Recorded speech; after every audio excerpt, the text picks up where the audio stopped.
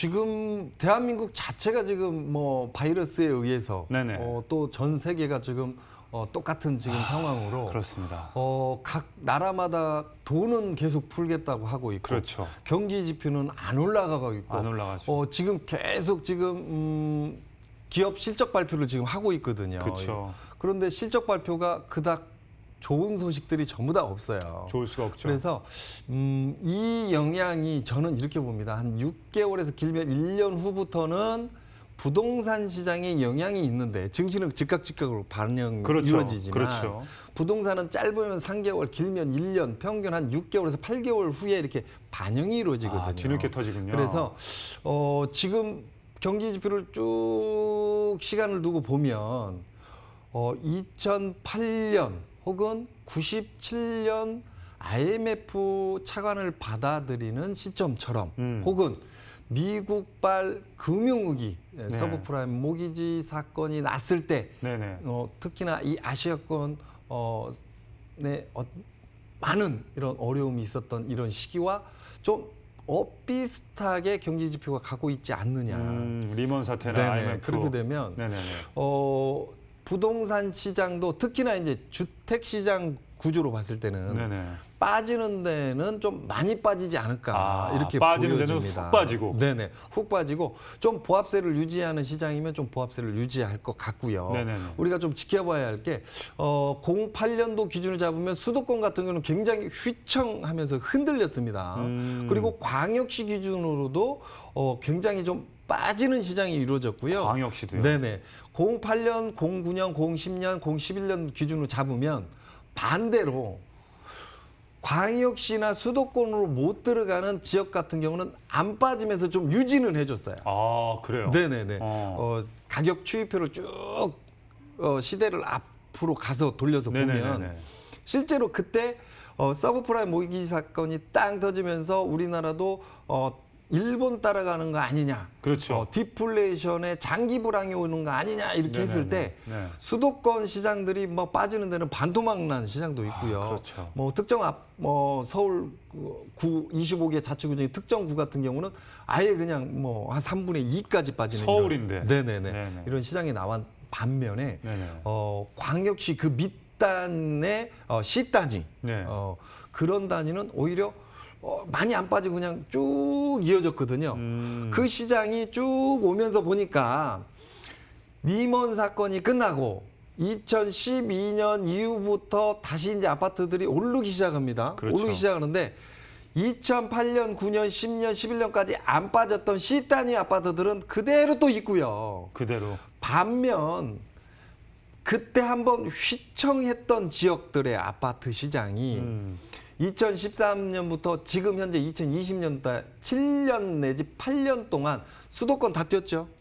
그다음에 작년에 대대광 엄청나게 네. 뛰었죠. 말해서 뭐합니까? 네네. 그 앞전에 부산시장 다 뛰었죠. 네네. 그래서 실제로 아파트 가격들이 그때 한번 휘청했던 시장들이 굉장히 많이 뛰었다가 우리가 좀 지켜봐야 할 부분이고요. 네. 그러면 2020년에 지금 뭐 바이러스에 의한 여러 가지 경제 지표 하락에 의한 그 시장이 2022년 이후에 어떻게 될 거냐. 네네. 이게 또 관건이지 않습니까? 관건이죠. 그 중에서 저는 이렇게 봅니다. 네. 2008년 리먼 사건하고 좀 반대급부로 갈 것이다. 이제는.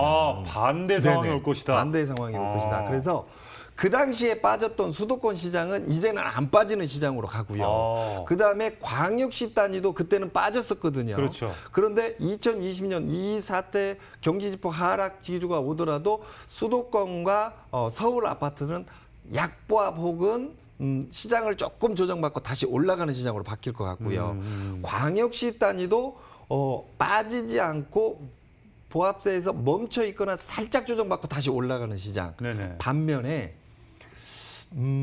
08년 이후에 안 빠졌던 시장, 그리고 잘 안 올랐던 시장, 네. 그리고 2014년도부터 지금까지 많이 오른 시장 대비 상대적으로 소외받아서 안 올랐던 시장이 네네네. 오히려 서서히 뭐 갑자기 폭락은 아니지만 네네. 서서히 빠져나가는 시장이다 이렇게 보여집니다. 그래서 수도권 그다음에 서울 포함이죠. 수도권 그다음에 광역시 단위는 네. 일자리를 포함하면서 오히려 읍면동 시 단위의 그 주변 조금 작은 지역의 시, 군, 읍면동의 인구를 빨아들이면서 가격이 뛰고요. 네네. 반면 일자리가 계속 빠지고 경기 지표가 안 살아나는 그 주변의 시, 군, 읍면동 단위는 좀 작아지는. 앞으로 이 시장은 뭐 1, 2년 이런 구조가 아니라 10년, 20년 가면 갈수록 그 시장이 만들어질 것이다. 이렇게 보여지고요.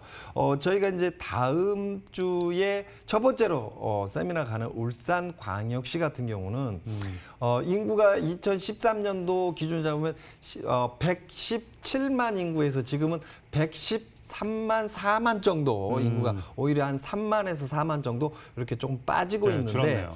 실제로 울산광역시는 빠지는 것도 빠지는 거였지만 일자리에 대한 뭐 철강 산업, 그다음에 해운 산업, 석유 화학 산업들이 조금 안 좋았죠. 2017, 18, 그렇죠. 19년도. 그러다 보니까 일자리 빠지는 이런 구조가 또 만들어지는 그 구조였고 그러네요. 그다음에 이쪽 구조의 어떤 일자리도 안 늘어나는 구조의 신도시, 혁신도시가 우정혁신도시가 들어서면서 아파트가 이미 10여 년 전부터 공급되는 시장이었어요. 그런데 우정혁신도시에 새로운 아파트가 들어서게 되면 아파트 값이 엄청나게 많이 뛰겠지 했는데 네. 일자리가 조금씩 힘이 빠지면서 줄어들면서 아파트 값이 안 뛰는 시장이니까 추가적인 이 아파트 공급량이 거의 10년 가까이 없었던 시장이 바로 울산광역시다. 이렇게 볼 수 있습니다. 그래서 울산광역시는 광역시임에도 불구하고 실제로 2013년도부터 본격적으로 아파트값 뛴 게 2016, 17, 18년도에 굉장히 많이 뛰었거든요. 네네. 지방권이. 그런데 그중에서도 다른 시 단위 개념처럼 광역시임에도 불구하고 울산광역시는 아파트값이 안 뛰었어요. 그래서 이 시장이 굉장히 저평가되어 있는 시장이기 때문에 울산광역시는 앞으로 경기 지표가 조금 빠지겠지만 급반등하는 시장은 아니겠지만 완만한 상승폭을 만들어가면서 올라갈 수 있는 시장이 바로 울산광역시다 이렇게 볼 수 있습니다. 그래서 네네. 울산광역시를 한번 관심 있게 한번 지켜보시고요. 그 다음으로 이어서 저희가 세미나가 가는 데가 바로 부산광역시입니다. 네네네. 부산광역시는 울산광역시하고 조금 지금 10년 동안 걸어온 어떤 주택 시장의 패턴이 좀 달라요. 네네네. 뭐가 다르냐면 울산광역시는 아까도 말씀드렸듯이 우정혁신도시 사업 이외에 신규 물량이 공급이 별로 안 됐다고 했지 않습니까? 네네네네. 그런데 울산광역시는 10년 동안 특히나 동쪽 끝과 서쪽 끝의 기준으로 공급량이 굉장히 많았던 시장입니다. 네네네네. 그리고 북쪽도 양산 쪽으로 해서 공급량이 굉장히 좀 네네. 늘어났던 이런 시장이기 때문에 네네네. 부산은 이제 남쪽으로 가게 되면 태평양 연해로 빠지기 때문에 그렇죠. 공급량이 없어요. 그래서 네네네. 동쪽과 서쪽, 북쪽이 근간 10년 동안 공급량이 굉장히 많았다. 많았죠. 그럼에도 불구하고 광역시인 부산광역시는 굉장히 가격대가 올랐답니다. 엄청 올랐죠. 또 한 가지는 인구 추이표를 좀 보시면 부산광역시의 인구가요 200, 300만을 넘어서 야. 356만의 인구를 자랑하는 이런 네네. 지역입니다. 네네. 그래서 제2의 서울 수도권이라고도 부르는 지역 중에 한 곳이거든요. 그런데 10년 동안 2010년도부터 2020년 10년 기준을 잡으면 인구 기준이 356만에서 340만으로 줄었어요. 줄었네요. 그렇죠. 그러니까 16만의 인구가 빠진 지역입니다. 16만 인구면요. 아까도 말했던 읍면동, 시, 그러니까 시급이 하나가 빠져나가 버린 거예요. 많이 빠졌네요. 지방의 네네. 시세정만큼이 빠져나가 버린 지역입니다. 네네네. 그럼에도 불구하고 부산광역시는 10년간 공급량이 굉장히 많았던 시장. 그리고 본격적으로 2018년도부터 남구, 중구, 동구, 수영구로 해서 동래구 해운대구 재건축 재개발 시장이 지금 움직이고 있습니다. 그래서 네네. 부산은 재건축 재개발 시장의 한복판에 와 있는 시장이고요. 그래서 지금 공급된 양들은 좀 많았다. 그리고 인구는 줄어들고 있었다.